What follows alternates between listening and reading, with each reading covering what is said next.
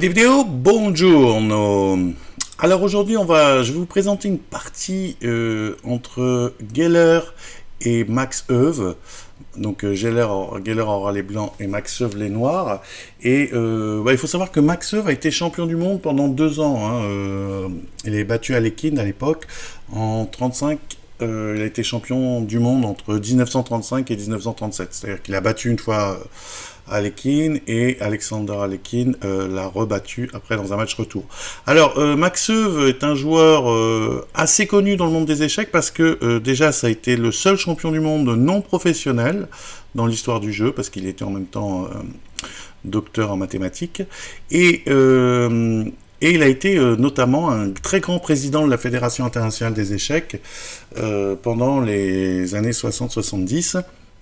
Et donc c'est une image très importante dans les échecs. Alors cette partie est tirée d'un tournoi très fameux de l'histoire du jeu, c'est Zurich 53.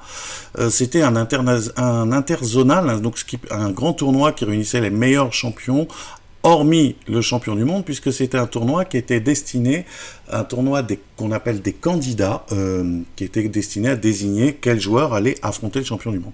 Alors c'était un tournoi marathon de 30 rondes, et il a été joué en 1953. Alors il est fameux parce que David Bronstein en a tiré un livre qui s'appelle L'art du combat aux échecs, et qui est un livre extraordinaire, très bien écrit, dans un très beau style. Et voilà, donc ce tournoi est très fameux. Alors là, c'est une partie où Max Euwe, avec les noirs, va nous montrer l'art de se défendre contre une attaque de mat. Et c'est un sujet très très important, parce que les joueurs moyens, qui sont pas familiarisés avec le principe de base de la défense contre une attaque de roi, font beaucoup d'erreurs. Alors le principe de base, c'est d'essayer de se défendre le moins possible, et dès qu'on sent qu'il y a une attaque de mat, que notre adversaire va nous lancer une attaque de mat, plutôt que de se défendre, il faut chercher du contre-jeu, chercher des manières d'ouvrir des lignes, notamment en échangeant des pions via des colonnes, des diagonales, des rangées, pour essayer de contre-attaquer le roi adverse. Et cette partie, c'est une illustration fameuse de ce principe. Alors, donc je vous montre cette partie pour ça, et aussi pour une autre raison, c'est que c'est une ouverture dont j'ai étudié je vous ai donné il n'y a pas longtemps un petit répertoire qui est la défense Nimzowitsch. Alors, elle est importante à 2 titres, aussi bien pour les joueurs qui jouent donc la défense Nimzowitsch avec les noirs ou avec les blancs, mais également pour tous les autres joueurs, parce que c'est une partie universelle qu'utilise. Donc je vous explique, je vous l'ai dit, ce principe de contre-attaque lorsqu'il y a une attaque de mat. Alors, on va rentrer dans la partie. Donc, Geller, je vous l'ai dit, à les blancs, contre Max Euwe, qui va nous faire une partie extraordinaire, qui aura d'ailleurs un prix de beauté, tellement la partie est jolie. Alors, D4, cavalier F6, C4, E6, cavalier C3, fou B4, donc on retrouve donc la défense Nimzowitsch, et on va, là il joue E3, mais ça va transposer E3, C5, bon, il y a plein d'autres coups possibles, je vous dis, la défense Nimzowitsch est extrêmement souple, on peut jouer plein de manières, alors C5, et là il joue à 3, les blancs jouent à 3, et à l'époque c'était ce qu'on appelle l'attaque sémiche, jouer à 3 pour forcer les noirs à se séparer de la paire de fous tout de suite dès l'ouverture, était fameuse parce que ça donnait des parties d'attaque. Alors on va voir ça. B6, fou D3, fou B7. Alors peut-être maintenant j'aurais peut-être plus fou B7, plutôt peut-être cavalier C6, mais enfin bon, on va pas rentrer dans les détails. F3, cavalier C6, cavalier E2, petit roc et cavalier A5. Alors voilà, ça je vous en ai déjà parlé un petit peu donc c'est une position très intéressante, parce que là les blancs se sont développés en mettant le cavalier en E2 pour pouvoir attaquer à l'aile roi avec les pions E et les pions F. Donc ça c'est une des idées stratégiques de cette ouverture, c'est de pouvoir comme ça attaquer l'aile roi très rapidement. Alors là les noirs pour pour se défendre, doivent absolument contre-attaquer quelque part. Et là, la faiblesse qu'ils vont viser, c'est ce pion en C4 qui ne peut plus être défendu par un pion. Hein. C'est un des inconvénients des pions doublés. Hein, parce que les noirs ici ont doublé les pions, mais ils ont cédé en contrepartie la paire de fous. Donc, petit roc, on cavalier à 5. Et sinon, on ne peut pas comprendre ce genre de coup. Hein. Donc, l'idée de cavalier à 5, c'est commencer la contre-attaque. E4. Alors là, un principe très très important de cette ouverture. Là, si on laisse faire fou G5, on a pratiquement perdu avec les noirs. Hein, parce que ce clouage ici est trop dur à supporter. On peut pas se déclouer. Voilà, il menace de jouer E5. Donc si j'arrive à jouer fou G5, voilà, là c'est pratiquement parce qu'il menace E5 tout le temps. Enfin, il peut jouer F4. On va se faire détruire le roi. Hein, donc ça c'est pas possible. Alors là, les noirs ne jouent pas H6.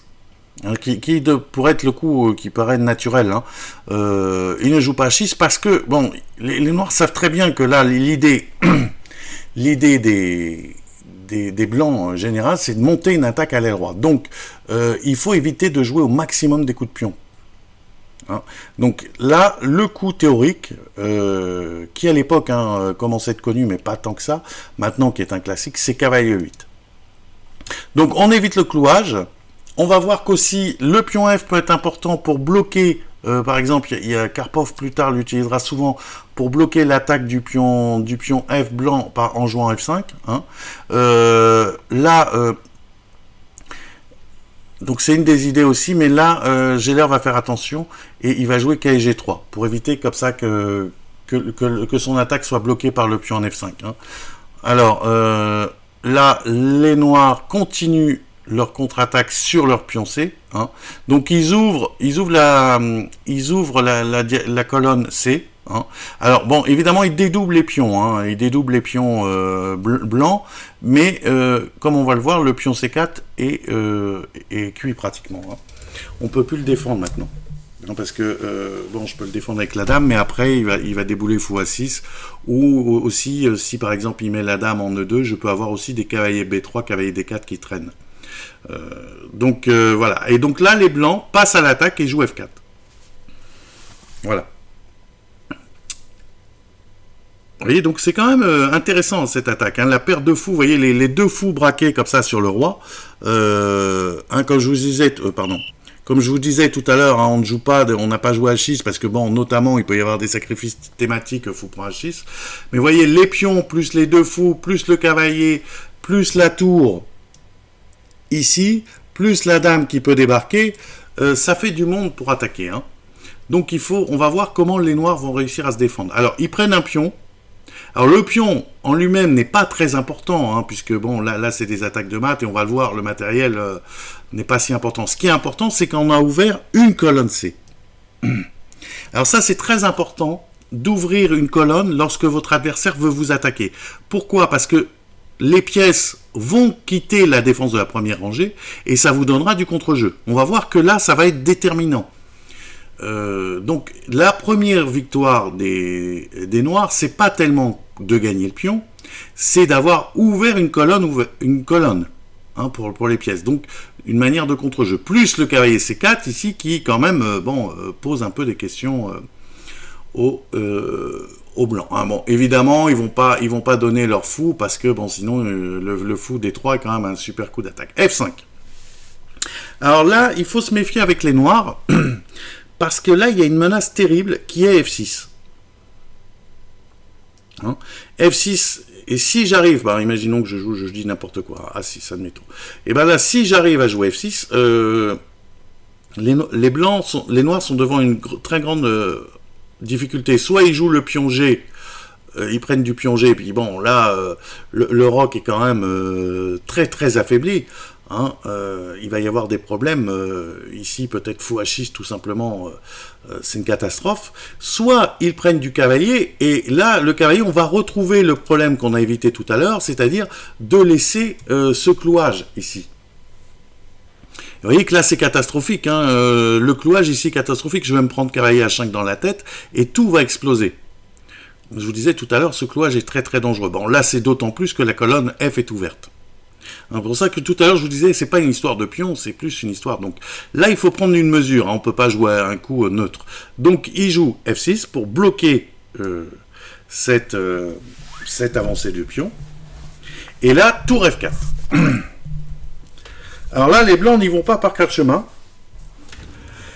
Ils attaquent directement le mat. Hein. Donc l'idée de tour F4 est évidemment de jouer tour H4, dame H5 et avec une attaque qui paraît dévastatrice. Alors, que faire dans ces cas-là, hein? Votre adversaire veut clairement vous mater. Donc un mauvais joueur, qu'est-ce qu'il va faire? Il va jouer à l'aile roi. Hein, il va jouer des, je sais pas, des H6 ou des G6, ou il va mettre ses tours en F7. Enfin, il va jouer ici à l'aile roi. Un bon joueur va jouer le moins possible à l'aile roi. Alors pour l'instant, il n'y a pas de mat tellement visible, hein, puisque même après dame prend H7, échec, il y aura roi F7. Et il y a quand même un cavalier qui défend dans le coin. Hein, donc le cavalier est un très bon défenseur du roi, beaucoup plus qu'une tour, hein, par exemple, qu'une tour qui défend très très mal. Donc il va pas, un bon joueur, comme je vous disais, hein, ne va pas essayer de se défendre outre mesure, hein, il regarde s'il n'y a pas mat, mais ce qu'il va essayer de faire, c'est trouver du contre-jeu. Alors là, je vous laisse chercher un petit peu, c'est au noir de jouer. Il faut trouver une manière de... Il faut trouver du contre-jeu, une contre-attaque, sinon on ne peut pas se défendre. Hein. Plus on va jouer à l'aile roi, pire ça va être. Hein. Aux échecs, de manière générale, il ne faut pas jouer là où on est faible, il faut jouer là où on est fort. Hein. Ça paraît évident quand on le dit comme ça, mais nous, on a tendance à faire le contraire. Alors, donc je vous laisse chercher, c'est au noir de jouer, et c'est de trouver du contre-jeu. Alors, le contre-jeu, c'est B5. Hein, le contre-jeu se situe ici, sur cette diagonale. Donc, on joue B5 pour mettre la dame en B6. Vous voyez, c'est une très belle idée. Hein. Donc, B5, c'est un moment capital de la partie. C'est-à-dire que ça, il faut bien comprendre. Donc, la dame va être activée en B6. Et vous voyez que, bon, dame prend D4 est quand même gênant, hein, parce que ça fait échec au roi, et il y a la tour à 1 qui est en l'air. Hein, donc, ça peut être dévastateur. Bon, comment dirais-je, les blancs poursuivent leur attaque, tour H4, dame B6 des noirs, et voilà, là, vous voyez que, bon, l'attaque, imaginons que je joue, bon, si je poursuivais hein, mon attaque, dame H5, bon, ben, tout simplement, il y aurait dame prend D4, admettons roi H1, dame prend 1, dame prend H7, roi F7, et bon, je sais pas, admettons dame G6, échec, dame, roi E7, et voilà. Hein, et là, je suis en difficulté. Les blancs, l'attaque blanche, c'est terminé. Vous voyez, ce cavalier défend bien. Donc, on doit se défendre avec les blancs. Hein. Donc, on peut pas... Alors, il trouve un coup de défense très actif. Il joue E5. Donc, il utilise hein, la tour. Bon, il va donner un pion, hein, comme je vous disais. Donc, les histoires matérielles, ici, ça ne joue plus. Il va utiliser la tour, qui est une pièce d'attaque, également en défense. Et en même temps, en jouant E5, il ouvre la diagonale du fou sur le pion H7. Il ouvre la diagonale du fou D3. Donc, c'est un coup d'attaque et de défense très intéressant. Alors, les noirs, qu'est-ce qu'ils font? Bah, ils profitent, hein, ils veulent enlever cette pièce d'attaque, hein, donc ils profitent du clouage du pion D pour prendre en E5. Cavalier prend E5. F prend E6, donc ils ouvrent des lignes. Hein. Cavalier prend D3. Et dame prend D3. Alors là, on arrive à un autre moment crucial de la partie. Géller avec les blancs s'attendait à un coup comme G6. Hein, puisque il y a dame prend H7 et échec et mat ici qui en menace. Hein. Donc, il s'attendait à ce que les noirs jouent G6. Mais sur G6, il y avait du jeu. Il y avait une belle attaque. Alors, je vous montre.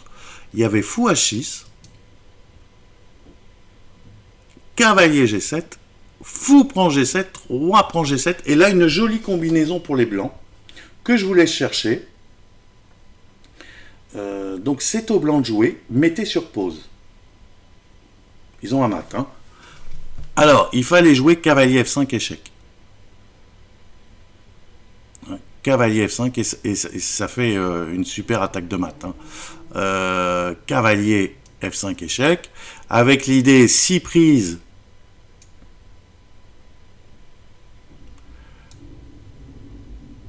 Je joue dame prend F5, menace échec et mat, on achète.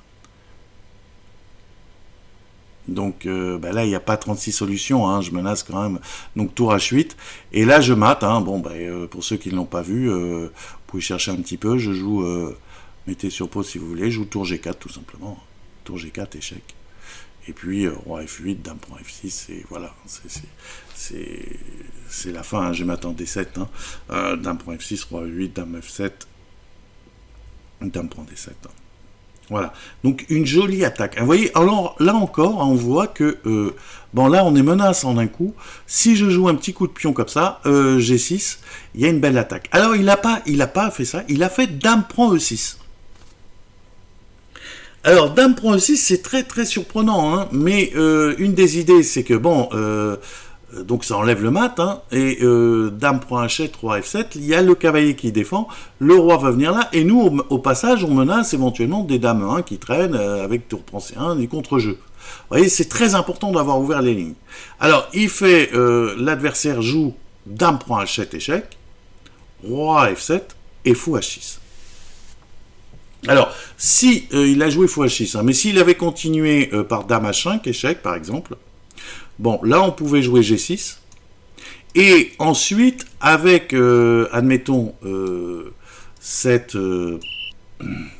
admettons, hein, ce style d'attaque, fou H6 pour menacer mat, hein, puis en même temps, on protège la seconde, on jouait tour G8. Et vous voyez que là, l'attaque blanche est arrêtée. On ne voit pas tellement, il n'y a pas normalement de moyen de progresser. Et les noirs, eux, grâce à l'ouverture des lignes, ils vont contre-attaquer à toute vitesse. Hein. Ils vont jouer par exemple ici tour C2 avec une contre-attaque phénoménale sur le pion G2 ici. Donc là, les blancs vont se prendre un retour de manivelle terrible. Alors, qu'est-ce qui s'est passé? Donc il n'a pas joué, il a joué dame H7, roi F7, et là il a joué fou H6. Alors là c'est un des plus beaux coups de l'histoire du jeu. Moi je trouve, parce que c'est un coup assez extraordinaire là de Euves. Je sais, à la limite, on ne sait même pas comment on peut penser à un coup pareil. C'est au noir de jouer, essayez de le trouver. C'est le coup, un des coups les plus surprenants de l'histoire du jeu d'échecs. Alors le coup qu'ont joué les noirs, c'est tour H8. Vous voyez, c'est quand même assez surprenant. Alors l'idée, c'est que les noirs rêvent de pénétrer en C2 avec la tour ici. Pour, comme je vous disais tout à l'heure, attaquer G2. Évidemment, pour l'instant, c'est contrôlé par la dame. Donc, je sacrifie une tour juste pour forcer la dame à s'enfoncer dans mon camp. Donc, la dame prend et tour C2. Vous voyez que là, c'est une catastrophe. Hein. Là, les blancs, voilà. Là, c'est, vous voyez, typique de la défense, de la contre-attaque, la technique de défense par la contre-attaque, l'ouverture des lignes, de la diagonale, de la colonne, et puis aussi l'arrivée de la dame, hein, ici sur la colonne ouverte, ça a été très important. Alors, bon, les blancs n'ont pas réussi à se défendre, hein, on comprend, hein, psychologiquement, ils devaient être affectés. Il y a un coup très compliqué qui a été analysé après, qui était de jouer D5. Hein, je ne veux pas rentrer en détail, je vais vous montrer la fin de partie. Donc, il a joué tour C1. Il s'est passé tour prend G2, roi F1 et dame B3. Voilà. Et la dame, là, je menace échec et mat. Hein. Bon, essayez de voir comment les noirs menacent échec et mat. Ils menacent échec et mat en faisant, par exemple, dame F3 échec, roi E1, bon, pas dame 3, hein, parce qu'il y a le fou, bah, dame F2, roi D1, et fou F3, hein, vous voyez, avec un mat assez rapide, puisque après carré E2, je fais dame prend E2, voilà, hein, donc, ici, là, bah, c'est pas si facile de se défendre contre la menace dame F3, et que ce cavalier est un super défenseur. Bah, s'il joue tour F4, pardon, si, oui, il a joué roi E1, oui, s'il joue tour F4, ça revient plus bien un peu au même. Donc il a joué, parce que je peux passer par D3 aussi, hein. Donc il a joué roi E1, dame F3, menace mat, et maintenant si tour F4, alors il a abandonné ici, hein, parce que sur tour F4, il y avait dame E3 échec. Et puis je me fais mater en G1. Là, les blancs ont abandonné. Hein. Imaginons tour F4, bah, je joue dame 3 et bah, voilà, il y a mat dans tous les sens. Hein. Si roi là, bon, ben, je mate ici, ou la dame, mais enfin peu importe. Et donc ça mate dans tous les sens. Et que c'est quand même une partie extraordinaire, hein, très très impressionnante. Bon, elle est importante pour l'ouverture pour l'étude de l'ouverture de la défense Nimzowitsch, mais je vous dis aussi, en général, pour la défense, hein, cette notion de contre-attaque absolue, là, vous voyez, il y a une attaque de mat qui est justifiée, qui arrive, donc il faut trouver un autre objectif, hein, et voilà, et ce moment, bon, alors là, F6, hein, il faut quand même se défendre dès qu'il y a une menace, vraiment, F6 c'était terrible, hein, donc il a joué F6, et là c'est un moment important, ce fameux B5 ici, pour permettre, vous voyez, on voit qu'il va attaquer, et ben on ignore au maximum l'attaque pour pouvoir trouver du contre-jeu au contraire, hein, donc avec ce dame B6, dame prend D4 qui est terrible, hein, donc une belle idée. Ensuite, on a vu aussi cette idée, alors là c'est aussi un peu du calcul, ici dans cette position, ne pas jouer G6, hein, donc il faut anticiper quand même, hein, là c'était assez compliqué, assez technique, mais disons qu'on voit que souvent, moi je vous dis aussi souvent, la meilleure défense c'est celle qui est la plus éloignée de l'attaque, hein. Souvent pour vous défendre, il faut essayer de trouver les défenses les plus éloignées. Si vous avez le moyen de vous défendre près du roi, eh ben c'est moins bon que si vous défendez loin. Alors ici c'était dame prend E6 qui prend un pion, et vous voyez que le roi ici en allant en E7, il se tient un peu tout seul, hein, avec notamment l'aide du cavalier ici, il a réussi à se défendre tout seul.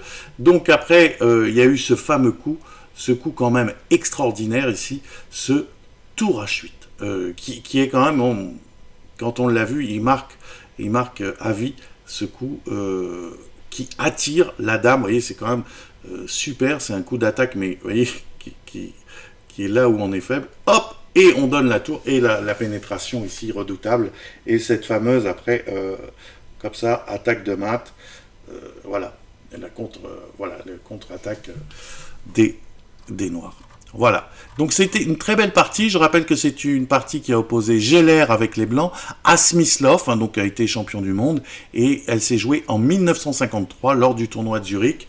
Et ceux qui voudraient un peu avoir un livre intéressant sur les tournois d'échecs, je vous conseille donc L'Art du combat de David Bronstein, où vous retrouverez toutes les parties, il y en a beaucoup, hein, parce que c'est pas un tournoi qui a fait 30 rondes, toutes les parties de ce tournoi des candidats, et qui a vu la victoire de Smyslov à l'époque. Voilà, à bientôt dans une prochaine vidéo.